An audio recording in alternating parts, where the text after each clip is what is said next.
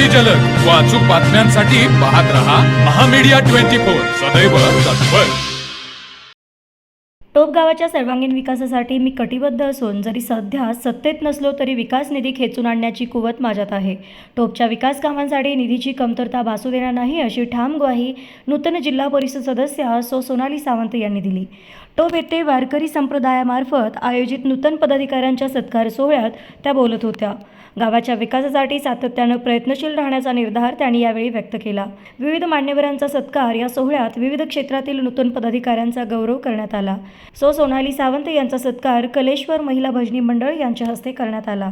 तसेच नूतन पंचायत समिती सदस्य मुकुंद पाटील, नूतन तंटामुक्ती अध्यक्ष प्रकाश पाटील, उपाध्यक्ष सचिन भोसले, उद्योजक उत्तम पाटील यांचाही गावातील ज्येष्ठ वारकरी प्रतिनिधींच्या हस्ते सन्मानपूर्वक सत्कार करण्यात आला। सत्काराला उत्तर देताना सर्व सत्कार मूर्तींनी तसेच विकास पाटील, संतोष पाटील आणि के कुंभार यांनी वारकरी संप्रदायाचे आभार मानले। यावेळी बोलताना त्यांनी नमूद केले की टोप गावातील वारकरी संप्रदाय दरवर्षी अत्यंत शिस्तबद्ध पद्धतीने पारायण सोहळा आयोजित करतो। हा सोहळा म्हणजे गावाची आध्यात्मिक ओळख आहे। ही परंपरा अशीच अविरतपणे चालू ठेवावी, त्यासाठी आमचे नेहमीच सहकार्य लाभेल।